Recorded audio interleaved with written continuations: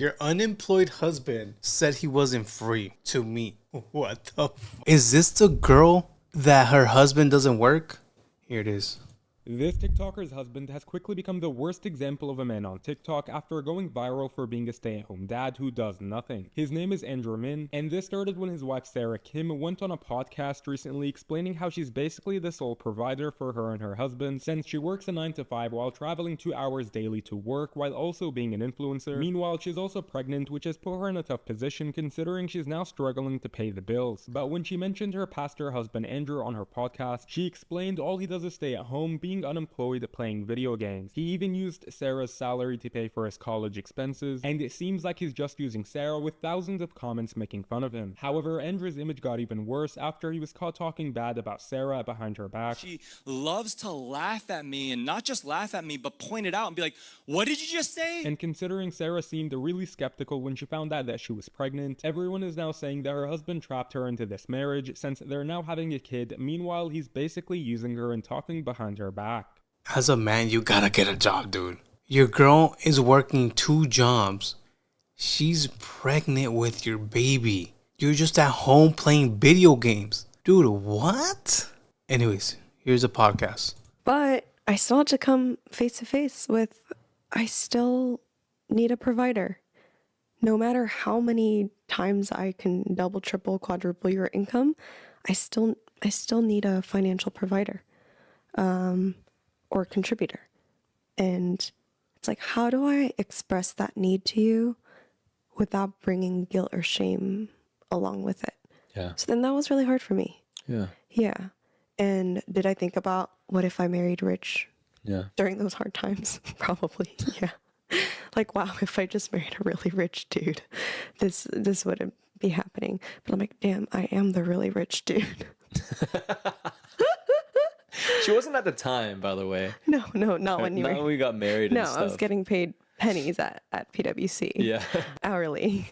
But I would say because I was an accounting major, because money makes a lot of sense to me.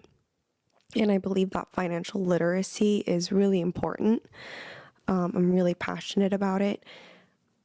Naturally, I started managing our money. And also like if I'm the one bringing in money and also paying bills, like naturally I see the way it flows. I want to make sure we have enough in our retirement. I want to make sure we have constant investments and savings. What are our financial goals and etc. And now we have a baby coming too, and so even more planning.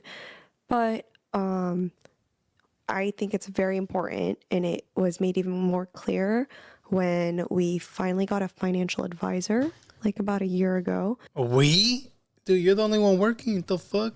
I know you're married, dude, but dude, sorry. I just can't, bro. You're having, I'm gonna sound like a broken record, but you're having your wife that's pregnant with your kid work 2 jobs. Basically, yeah, dude, 2 jobs. And did it say social media too? Dump his ass, dude. Why? And I believe we were going to set up our like follow-up meeting with her. She's amazing. And she was like, hey, are you guys free next Wednesday? And Andrew was like, I'm not free, but that's okay. You guys go ahead and meet without me. Because for him, it was like, Sarah will know everything anyway. Your unemployed husband said he wasn't free to meet. What the fuck, dude? Yeah, and I was kind of like, I'm not making any money, so what? Maybe I'm not really part of this conversation. Yeah, well, I don't really have a place to say anything. Yeah, but she was really firm. She goes, no, you guys are married. This is your finances, and you both need to be aware of what's going on and make decisions together. So let's find a time where you're both available. And I think that actually, like, I really appreciated her saying that. Yeah. Because I had no problem with taking that meeting alone. Yeah. I was like, yeah, don't worry, I'll take care of it, you know? And I do feel like ever since she said that, our dynamic in finances changed too. We're like, oh, this is our money. Our money? So he works now or what? Our money? And we're going to manage it together. Yeah. And so that looked like a lot of transparency in one, like my concerns, my worries of finances, or like, hey, this much came in this month. Let's move over this much funds into this account. Or hey, like which charities do we want to give to? Yeah. How much to each? And Dude, I don't think you want to give to charity, bro. Your husband doesn't work. and all those conversations we have now upfront, transparently together. And so I think that's kind of how it's working in our marriage. Yeah, yeah. Kind of coming back to what Sarah said about in a marriage, if you're doing it hopefully in the right way, you begin to grow to value what your partner grows, right? You become shaped and formed by the person you're doing life with. And some of the financial Bro, you know this motherfucker threw a fit for this episode to record this episode. It's like, fuck, I gotta put in the work, dude. Listen, I don't know if this is both their podcasts or just hers. I'm just making jokes, you know? You know damn well. Hey, babe, we gotta film this episode. Fuck, right now, dude, I'm playing fucking Call of Duty. stress that we had, it came from just a different background and like what's important. So just to give a Bro, little the stress came from you, dog, for not working. paint a picture, I kind of always financially struggled since I was little. Like my family was not well off. We didn't have a lot of money. And then I picked a career where Wouldn't that want to make you like, you know what? I come from nothing. I don't know. Let me put in the work to give my kid everything. Bro, you're pissing me off, dude. like kind of in that nonprofit Christian world, you don't make a lot of money, but you're not in it for the money. And so I was used to just being poor, just barely making it, just getting by. And so my bar for what feels financially secure is extremely low. Like, hey, I can pay rent next month. We good, right? I'm stressed out from hearing that. Yeah, and then for Sarah, You gotta be shitting me, dude. You gotta be shitting me, dude. Fuck. that's not, she's thinking about retirement, right? Like she's I was early thinking about 20s, our non-existent baby's college tuition, actually. yeah, she's thinking about, are we going to be able to like leave enough for our children to be able to live I well? was not pregnant. Hell, what are you talking about? They're going to work too, you know?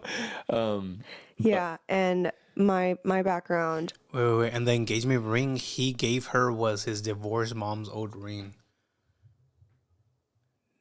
No. I don't come from a well-off, wealthy family, but as long as I can remember, we were provided for. Like, I never had to worry about money. Obviously, I always knew my parents wanted to do the most to save the most, but that's Yeah. like also just like Asian culture. But yeah, my dad very much financially provided for our family, sent both my brother and I to today. We don't know where he got his funds from. We really don't. But clearly saved plenty enough for us to go to college. And then ever since high school, I've always worked a part-time job. And so anything I wanted to do, I was able to fund with the money that I made. And so even throughout college, I've always worked. After college, I've worked. And so I needed a much higher level of financial security for me to feel like we're doing okay. So Yeah. say my bar is up here, Andrew's bar is down here, and that gap of feeling secure financially was what caused a lot of tension. Yeah. Yeah. Yeah. And But Dude, he is. Dude, so just because his parents were not well off, he was kind of poor. He was used to it, you know? Bro, imagine just having that mentality, bro. I was poor when I was growing up, so I'll be poor. I'll be poor as an adult, too.